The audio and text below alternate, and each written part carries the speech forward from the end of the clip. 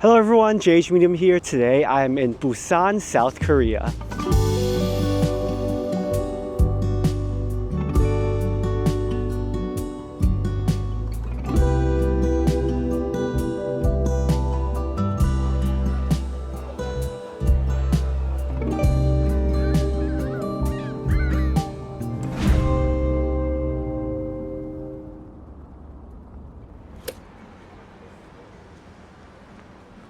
On this Busan trip, I am staying in the Nampo area. It's not the most central area, but it's close to many markets, so there will be lots of good street food to eat in the coming days.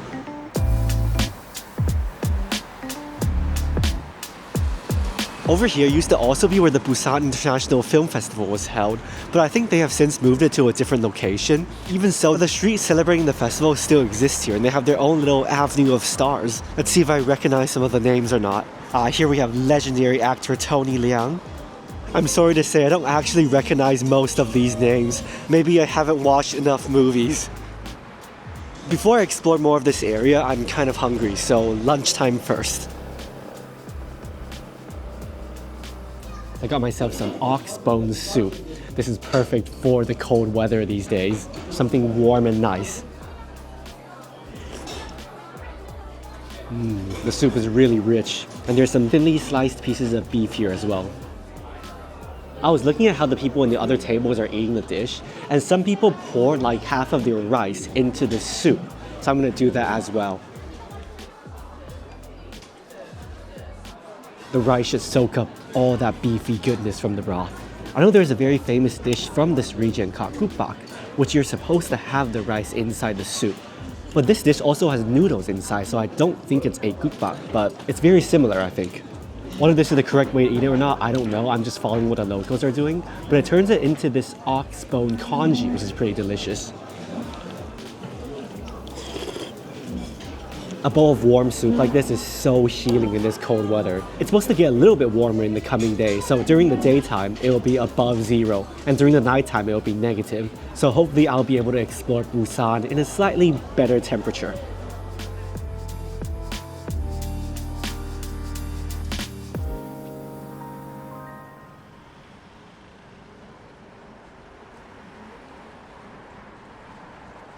I was literally just looking for a shopping mall to use the bathroom, and I came to this Lotte Mall, and it turns out on the rooftop there's a free observation deck. It's so beautiful here, and nobody knows about it. There is literally 0 people here right now. I get the whole observation deck to myself, and you get a perfect panoramic view of Busan, every single angle. Wow.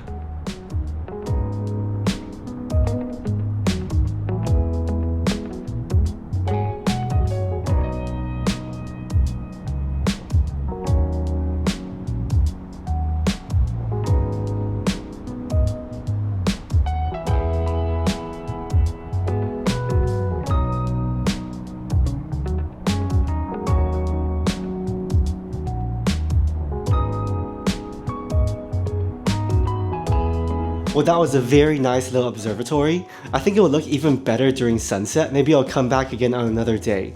But today, I got other plans, and hopefully it will be just as beautiful. While Busan does have a subway, the easiest way to get to many popular sites is by bus, especially those on the mountains and hilltops.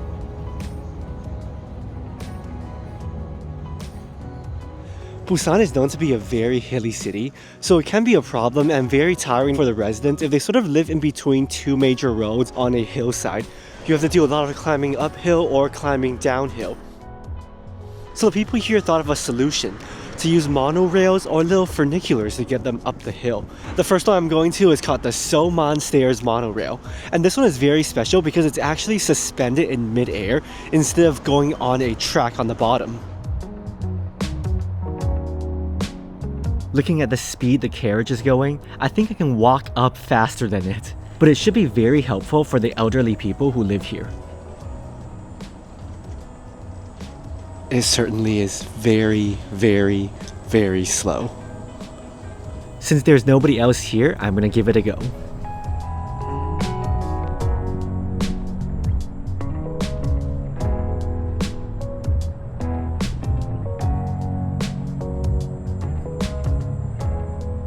But if you do come here and want to ride this monorail, only ride it if there are nobody else waiting in line. If there's a resident who wants to use it, definitely let the resident go first, because first and foremost, this is a transportation device for the residents of this alleyway.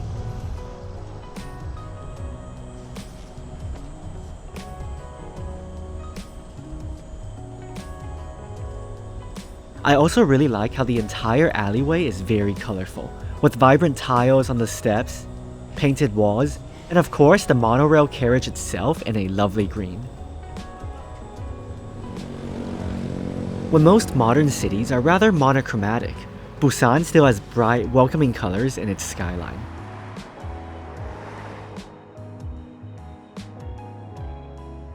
I feel like even just being here for less than half a day, I already love Busan so much. I just love the mountainous city, how the city looks like it's layers upon layers. And I also like that Busan is a coastal city, so in some points you can look at the vast ocean. This combination is my absolute favorite. I feel like in a way, Busan kind of reminds me of another city I love very much, Nagasaki, Japan. It has a very similar layout. They're both port cities. They're both very hilly and mountainous cities. It's so nice here. Even right now in the winter when it's so cold, I still really enjoy it here.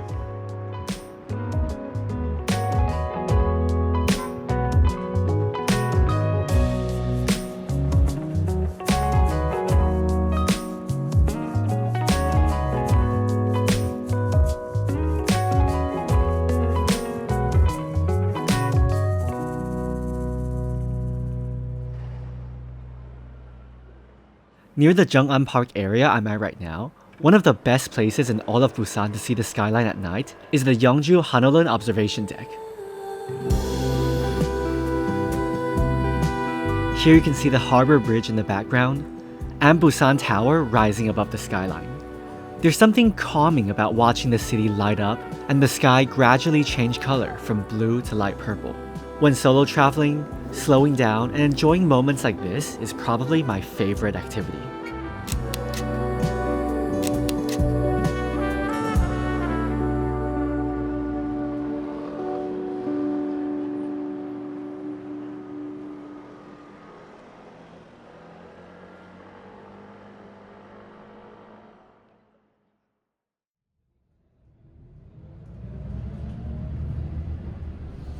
Day 2 in Busan, and today I'm heading to the place I'm looking forward to the most on this trip.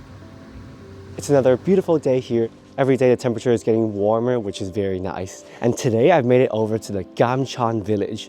If you search up Busan on Google or something, this is probably the image that will come up, with all these colorful buildings on the hill.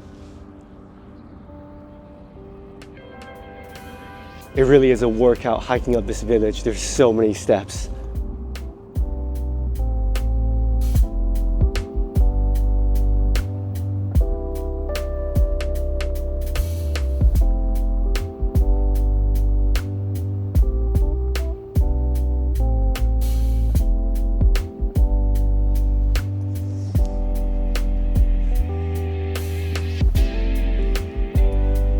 After hiking up all those steps, I think I finally reached the more commercialized area of the Gamcheon Village. There are many souvenir shops, cafes along this street, and also lots of murals as well. Gotta pose with BTS. Originally built in the 1920s, Gamcheon Village did not always have the colorful image it has today. It was a neighborhood for the lower working class, and later a refugee settlement after the Korean War. The village conditions were very poor. However, in 2009, the government launched a public art project to revitalize the area into a cultural hub. With murals, sculptures, and colorful decorations, Gamcheon Village transformed into what it is today.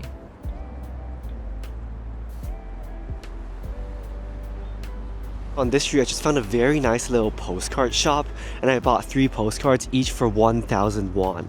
The postcards really make Busan and Gamcheon Village look like a place from a fairy tale. It's so beautiful.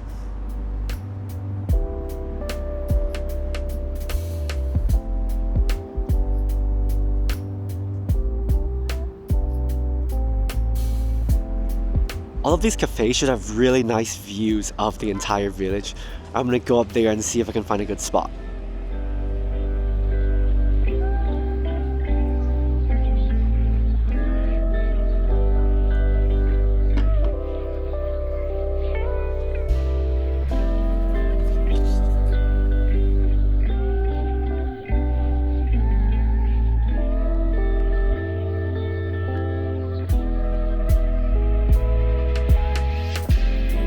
Well, that was definitely a very lovely cafe, especially if you're able to get the window seat.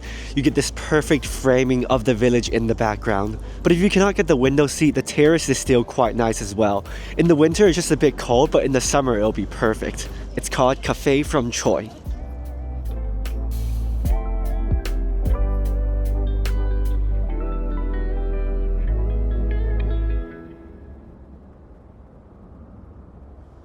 There's so many people here taking this fortune vaulting. I think it's similar to like the omikuji you will get in a Japanese temple.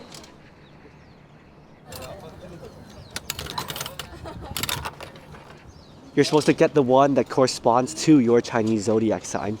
So here's my little ball, and I'm gonna break it open and see what's inside.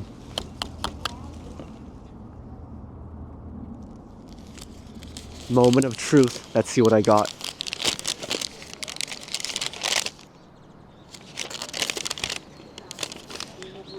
Okay, it's in Korean, so I'm gonna have to use Google Translate. Google Translate probably doesn't give the best translation, but it says, the intention to advance and achieve is to eat a lot of food and be centered and to be calm. Whatever that's supposed to mean. And then it sort of gives you a breakdown of each month of the year, but I don't think I'm gonna read it all.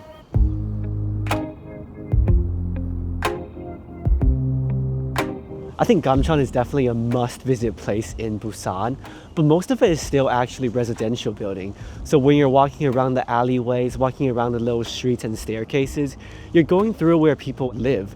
So do be respectful, don't make too much of a noise, and don't bother the locals who are still living here.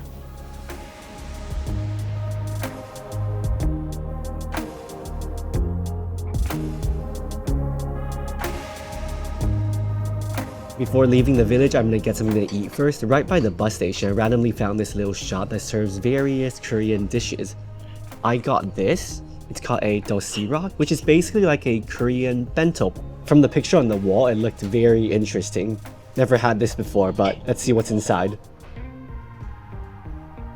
The dosirak includes a fried egg, anchovies, fish cake, and some sausages. It looks like half of these are cold dishes. I think this version here might be a replica of the one they served in Squid Game. It looks like the egg yolk is still running. I'm gonna pop it open. Give it a little mix and hopefully get a spoonful that has all the ingredients inside.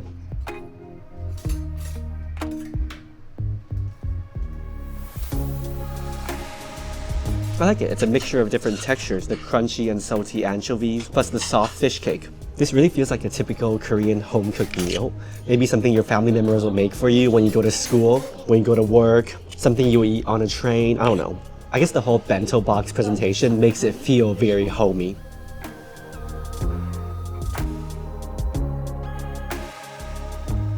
Well, that was a surprisingly nice little meal. I mean, it doesn't feel like restaurant food, it really does feel like home cooking.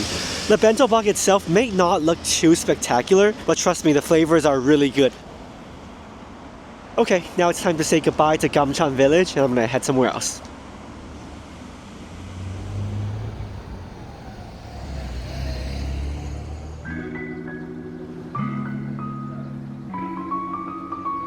In the afternoon, I made my way to another cultural village, the Huinnyeoul Cultural Village. This one is right next to the ocean.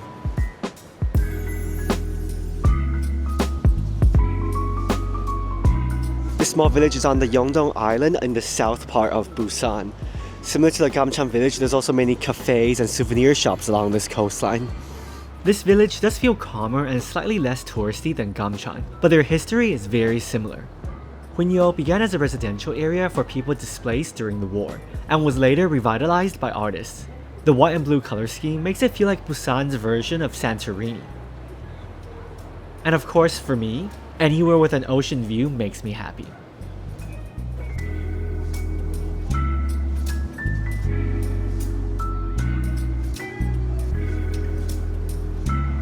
It turns out this village is a lot smaller than I expected, and it also got a bit cloudy in the afternoon, so it's now a little bit colder than it is in the morning. I already had a coffee today, so I don't think I'm gonna go to another coffee shop. If I have more than one coffee in a day, I won't be able to sleep at all. It's still quite nice sitting on this swing, looking out into the ocean. I guess I'll save some energy and call it a day a bit earlier today.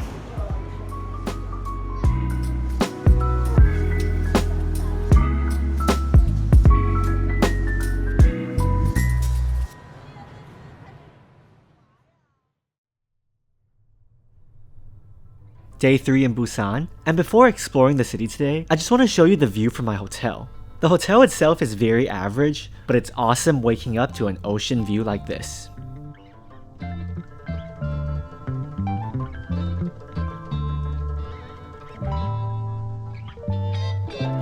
For lunch today, I'm going to a place that is famous for its banchan, which are Korean side dishes. But here, the side dishes are just as popular as the main course. Today for lunch near the BIFF Square, I got a Korean set menu with 7 different side dishes. You order like a main dish, I got a tofu stew, and of course it comes with all this banchan. There's some tteokbokki, it looks like this is some fish cake, egg, kimchi, and the rice they give you is not white rice, it's like this purple forbidden rice type of thing. Okay, time to try the food. Of course I gotta try the tofu stew first, the star of the set menu. Look at that silken tofu coated in that broth. It's so good, just the perfect amount of spice. And the tofu doesn't completely disintegrate. I know sometimes when you eat soft tofu stew, the tofu sort of just melts and dissolves into the soup. The green onions and pork inside also give it a little crunch, so it's not just the soft tofu. If you like Korean food but don't want something that's way too spicy, this is a good choice. It's like this mild little spice, just tingling on your tongue. The banchan here is sort of like what you would get in the street food stalls in the BIFF Square, like tteokbokki and fish cake. So it's good that they have it as part of the set menu in this restaurant. Gonna try a piece of the tteokbokki, the spicy rice cake. Tteokbokki is still definitely one of the best Korean snacks. Has this thick spicy sauce, but again, not overpowering with the spice. I feel like the spiciness in tteokbokki is like sweet and spicy combined together, so it's not something that will punch you in the face, it's really well balanced. Now I'm gonna try a piece of this omelet. Oh, that is not an omelet, it's actually a pancake. The color is similar to an egg, that's why I thought it was an omelet, but actually I think the color just comes from the kimchi that's mixed in with the dough. Oh, it's really good. You're always going to get banchan side dishes in these Korean meals, but the quality of the banchan definitely varies depending on where you go. In this restaurant, the 7 side dishes shine as much as the main dish. I just love this way of eating in Korea. Even if you just order one dish, you get so much variety that comes with it. It's awesome. My favorite side dish was surprisingly this pancake, and the second will probably be the tteokbokki. I think that was the best 9,000 won I spent in Korea so far. It's in a very touristy area, but it's definitely not touristy prices. Highly recommend.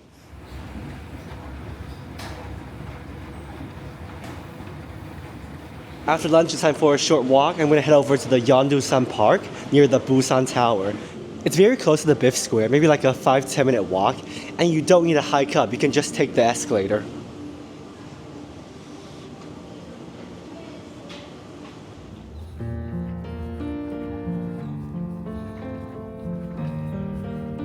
This little hill is actually a lot lower than I expected.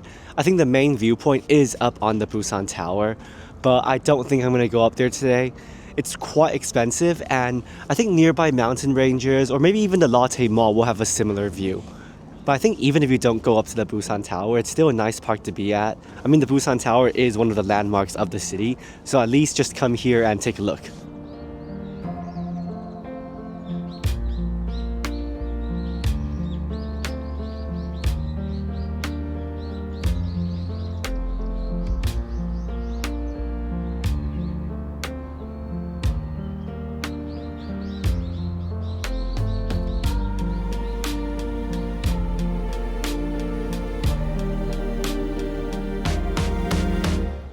I saw this bird in so many different places on this Busan trip. I was wondering what it was, why is it so common?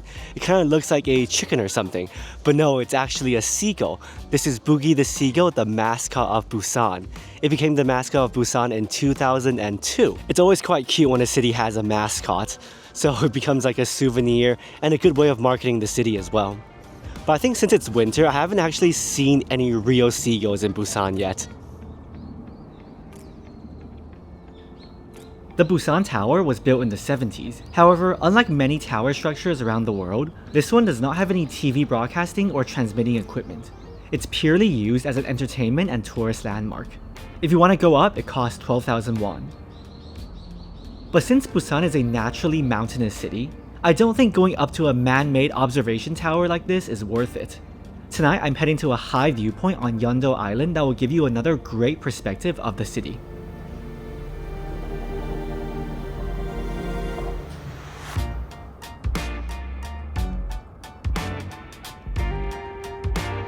Everywhere I go, I try to visit at least one museum.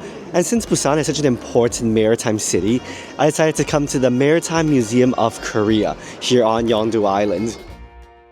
The museum is free to enter, so I'm just gonna walk around in here.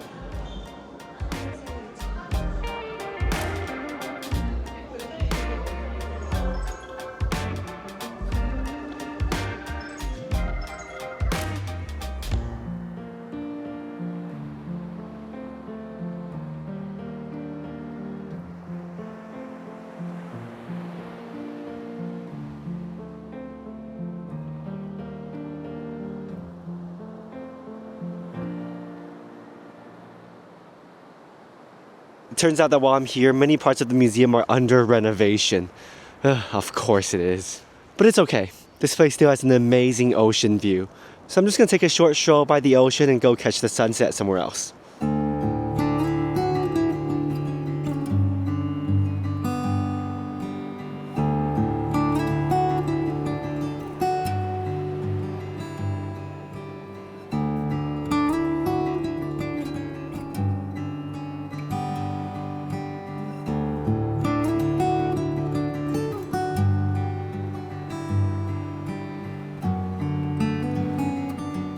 While the ocean view here is nice, it's definitely not the most famous coastline in Busan.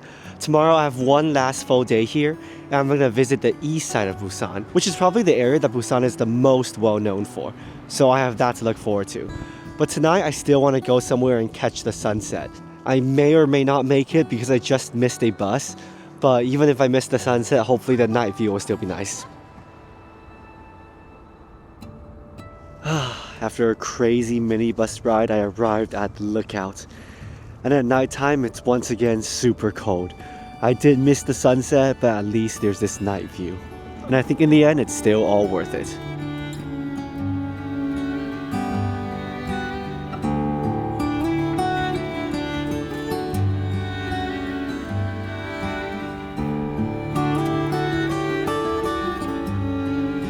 There really are so many great lookouts in Busan, and every single angle gives you a different view of the city. I feel like this is like the third lookout I've been to already. This one has this perfect view of the bridge. Busan really is a place that has such a unique cityscape. It's not uniform. There's mountains, there's the harbor, there's the typical flat metropolitan city, but at the same time, there's a fishing village vibe to it as well. It's really such a beautiful city.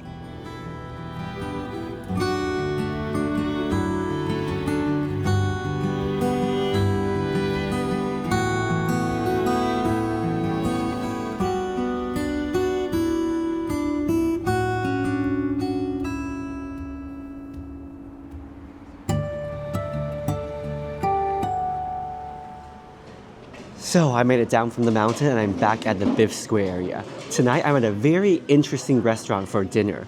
Here you order a main dish, and then instead of getting banchan like the usual Korean restaurants, they have a mini buffet for all the side dishes and it's all you can eat. So the main dish I got is a pork cutlet. Obviously that's not all you can eat, but then you can get all sorts of side dishes. They have tteokbokki, they have glass noodles, pork, kimchi, pancakes, everything you can possibly expect as a side dish from a Korean restaurant they have here.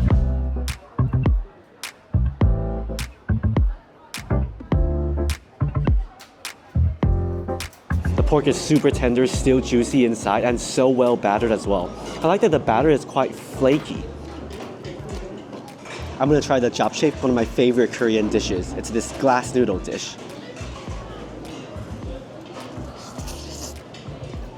There's this bouncy texture, it's savory, and the sesame oil flavor is very strong as well, just how I like it.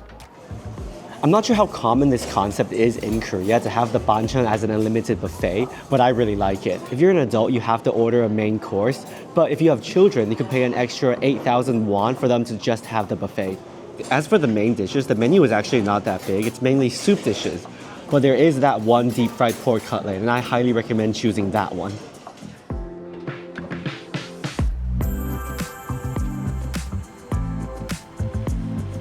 Even though the film festival is now held in Haeundae, which is the district I'm heading to tomorrow, it's still awesome to see the celebration of film culture here around BIFF Square.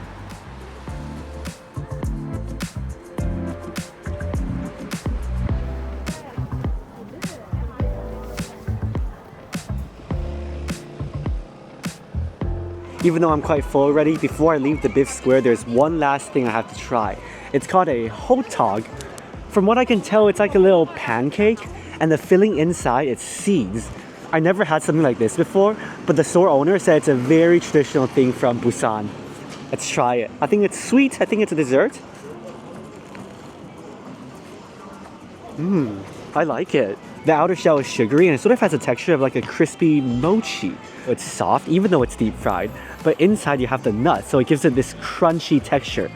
You can taste the cinnamon inside, but the sweetness is not overpowering, which is good. And I guess since the seeds fall out so easily, they give it to you in a cup. Really nice snack. If you're around this area, there's so many stalls selling this, I think. But the one I went to, they claim to be the one that's the most famous.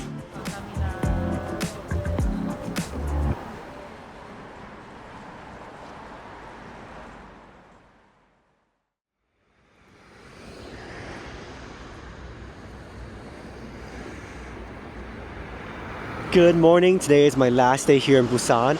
And of course, there is still one last area I have not been to yet, the Haeundae area. It's a bit further away. I have to take a 70-minute bus ride to get there, but hopefully it'll be worth it because that supposedly is the most beautiful area of Busan.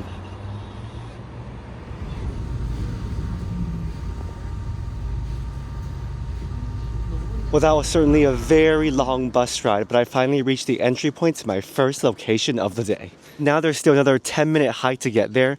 Not that bad considering the temperature is finally warmer and the weather is beautiful today.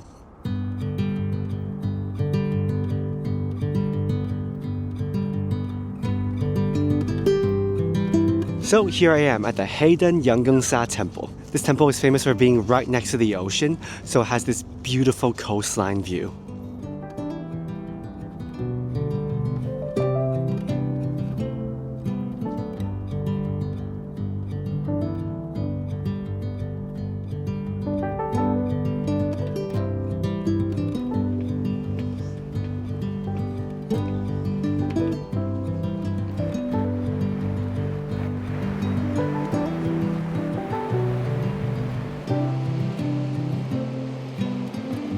Isn't this just a great place to put a temple?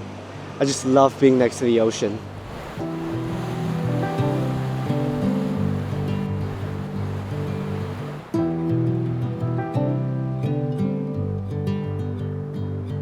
If you want, you can also get one of these gold leaves to write down your best wishes. It costs 5,000 won.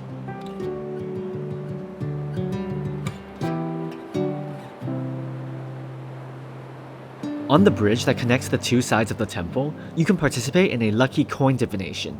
I believe you're supposed to make a wish and then toss a coin down. If your coin lands in the bowl, your wish will come true.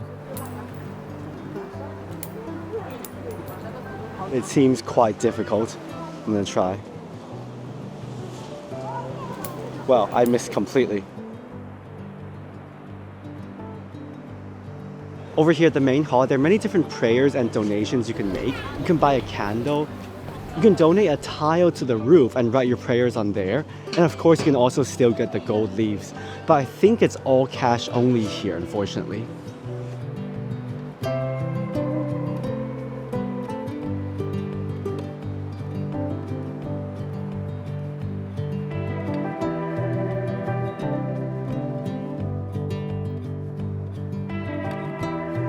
And now it's the tough part. You have to take all these steps back up to the very top.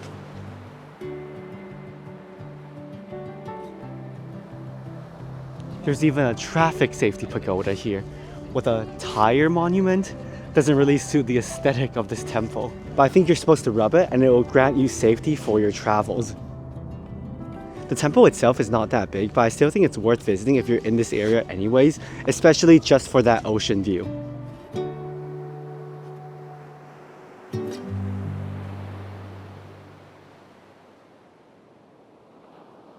I've made it over to my second spot of the day, Songjeong Beach. It's not exactly beach season right now since it is the winter time, but it still feels so nice walking by the ocean.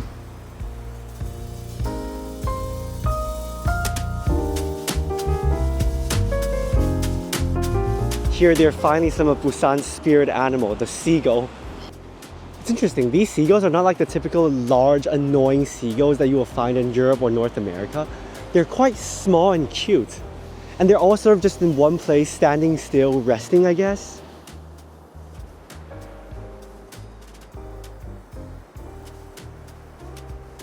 Okay, now it's understandable that Busan has its mascot as a seagull, if it's this type of cute seagull.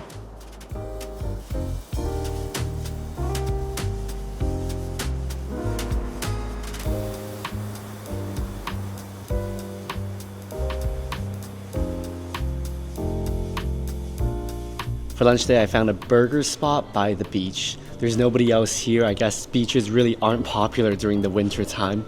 But it's okay, the burger looks pretty good and I get the whole restaurant to myself. And of course, best of all, I get this perfect view of the beach right in front of me.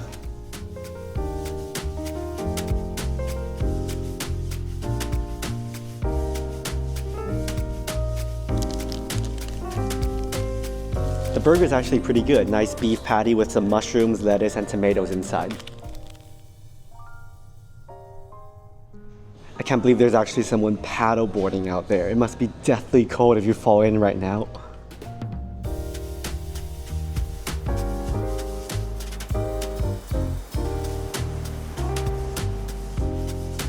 So lunchtime over, now I'm going to head to the Cheongsapo area, which is probably the most famous area on this coastline. The easiest way to get to Cheongsapo is of course by taking the seaside train. And then from Cheongsapo you can take the capsules. But since I have a lot of time today, I decided to just skip the train and have a nice walk by the ocean.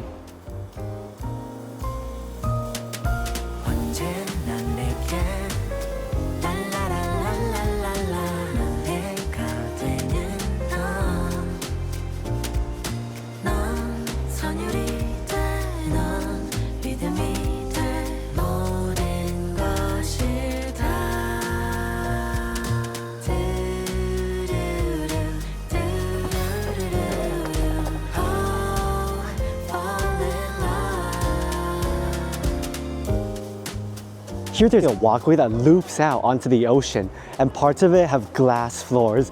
So if you're afraid of heights, don't look down.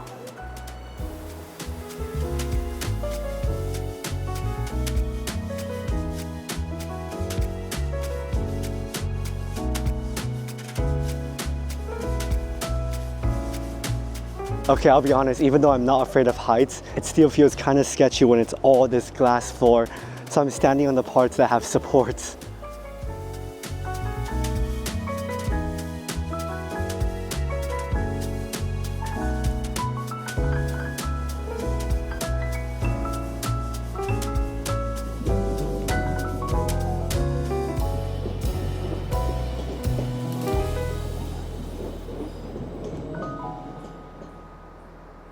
After a very peaceful walk by the ocean, I made it over to Cheongsapo.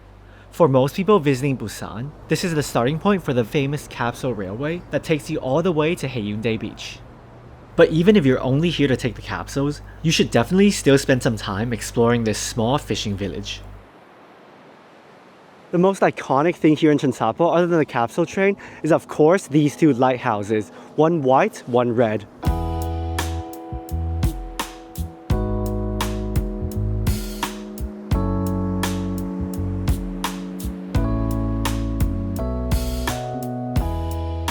The water is so blue today that the red and white just give off perfect reflections.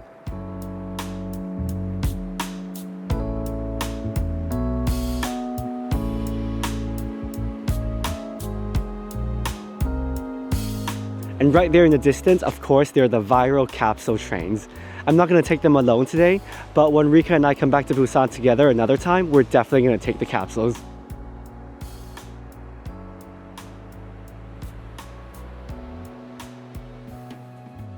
I guess the capsules do look quite fun for couples and families. If you do take the capsule, remember to reserve your time slot beforehand. Otherwise, you might get assigned a random time slot and you'll have to wait quite a while to board the train. For those of you not taking the capsule, don't worry. With the vast ocean on one side and the cute trains passing by on the other, I think this walkway is one of the best places to spend an afternoon in Busan.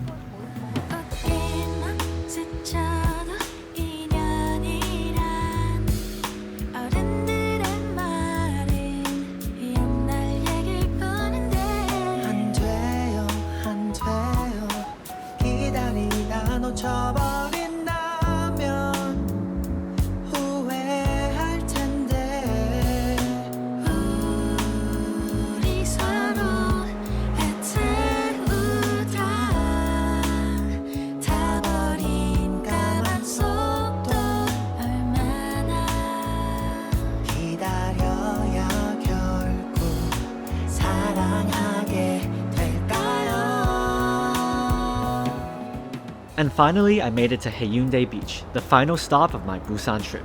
While there aren't any beach activities during the winter, this is still the perfect place to see the sunset. And it seems like Busan's spirit animals are much more lively here. Before I leave Busan, I'll leave you guys with these beautiful views of Haeundae Beach.